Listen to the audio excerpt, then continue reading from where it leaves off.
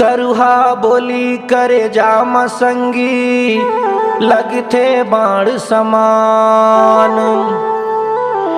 मीठा बोली दुख पीरा हरत है, अमृत के समान। अन धनार ये तन के संगी, झन कर बे अभिमान। अमर रही जाही जगत माँ सबले, बोल ले मीठा जुबान।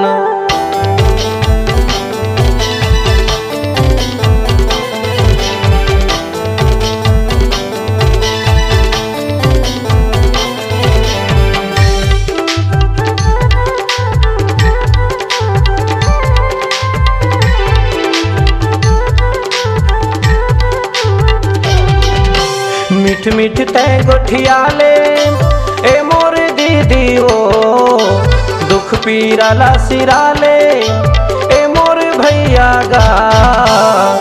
झन कर गुमान ये चोला 4 दिन आहे, झन कर गुमान ये काया 4 दिन आहे ना। झन कर गुमान ये चोला 4 दिन आहे, झन कर गुमान ये काया 4 दिन आहे रे। मीठ मीठ तय गोठियाले ए मोर दीदी ओ, दुख पीरा ला सिराले ए मोर भैया गा। झन कर गुमान ये चोला 4 दिन आहे, झन कर गुमान ये काया 4 दिन आहे ना। झन कर गुमान ये चोला 4 दिन आहे, झन कर गुमान ये काया 4 दिन आहे रे।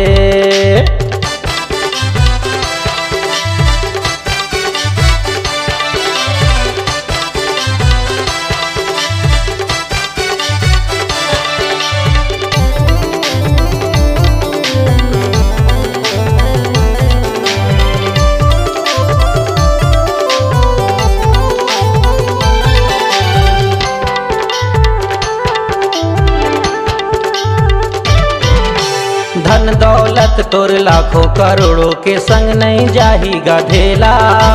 कुटुम कबीला छोड़ के एक दिन जाएला पढ़ी अकेला। कुटुम कबीला छोड़ के एक दिन जाएला पढ़ी अकेला।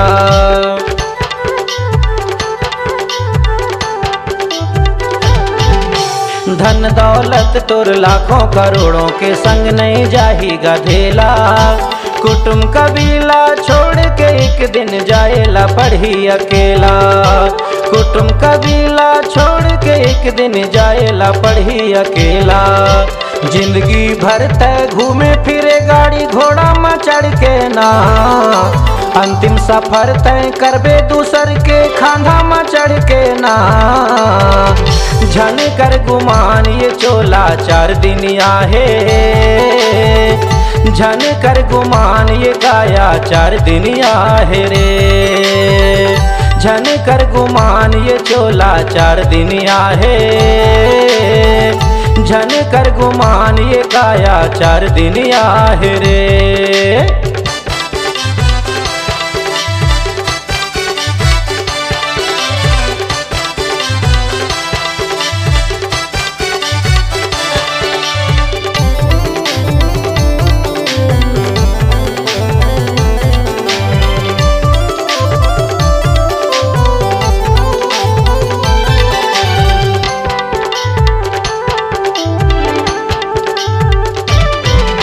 खेती खार विस्तार करे और कोठी बंगला बनाए तय। आनी बानी कपड़ा गहना पहन के मनमा भारी इतराए तय।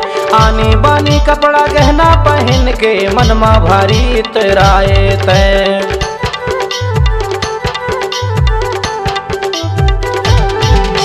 खेती खार विस्तार करे और कोठी बंगला बनाए तय। आनी बानी कपड़ा गहना पहन के मनमा भारी इतराए तय। आनी बानी कपड़ा गहना पहन के मनमा भारी इतराए तय।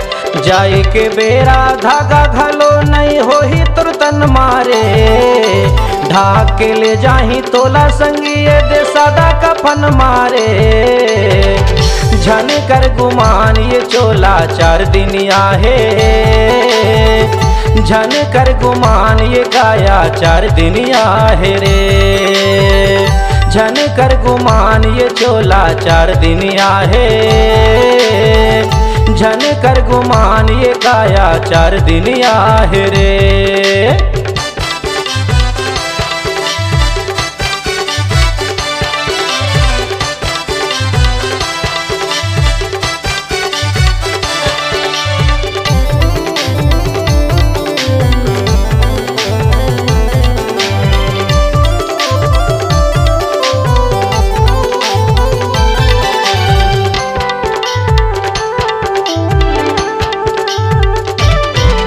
बड़िन के समान जहुरिया से प्रेम, छोटन से स्नेह कर। माता पिता पति के सेवा और भगवान के भजन कर। माता पिता पति के सेवा और भगवान के भजन कर।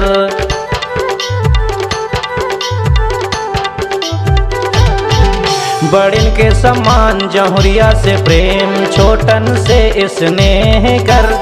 माता पिता पति के सेवा और भगवान के भजन कर। माता पिता पति के सेवा और भगवान के भजन कर। विनती करत हूँ सबला दोनों हाथ जोड़ के ना। मान लो कहना संगी सब लक्ष्मी दास के ना। झन कर गुमान ये चोला 4 दिन आहे।